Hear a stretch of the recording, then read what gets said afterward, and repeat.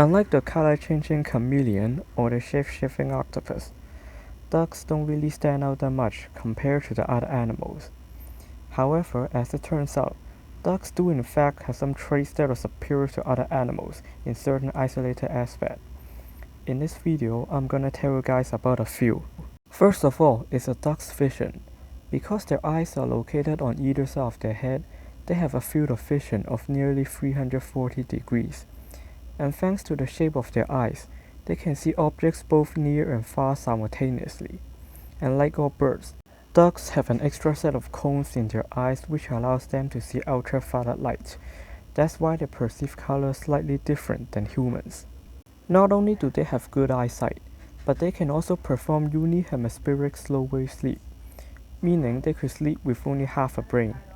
While sleeping in a group, the ducks stationed as guard on the outside sleep with one eye open. In doing so, they control which side of their brain stays awake. Combining those two traits together makes it very hard for predators to sneak up on them.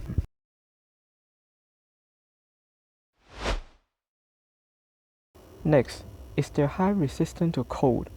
Have you ever wondered how ducks are able to stand on frozen water for hours without feeling cold?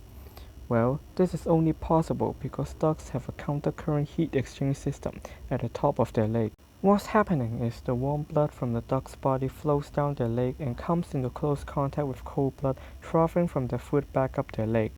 The close contact between the hot and cold blood brings the temperature of the warm blood down and increases the temperature of the cold blood. This does two things. The temperature of the cold blood coming back into the body heats up so it doesn't bring the core temperature down, and the warm blood gets colder before it reaches their foot, so the temperature of their foot and the temperature of the ice are closer together. Let me explain this a little bit better. Heat exchange happens when there's a difference in temperature between two objects.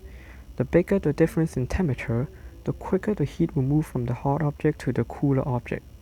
If there's less of a difference in temperature, the heat exchange will be slower.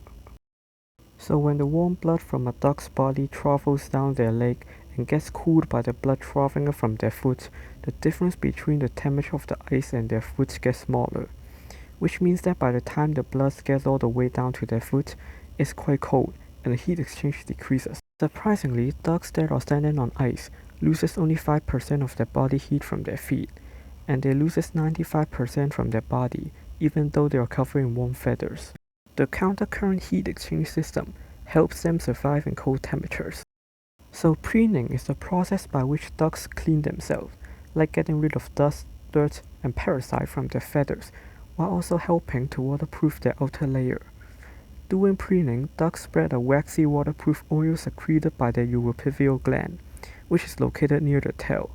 Their waterproofing method is so effective that you could fully submerge a duck underwater and it will still come out completely dry. Lastly, unlike many other animals, ducklings achieve independence almost immediately after hatching. If you think growing up fast isn't considered a power, then you are wrong. Although animals' babies are not as pathetic as human babies, they are still pretty vulnerable either from predators, weather, or temperatures. Ducklings are born with their eyes wide open and already possess the layer of down feathers necessary to stay warm. They are fully grown in 30 days and can usually fly when they are 2 months old. To put it in perspective, a dog needs at least 9 months, while a cat needs a year before it's considered fully grown. So growing up in 30 days is pretty impressive.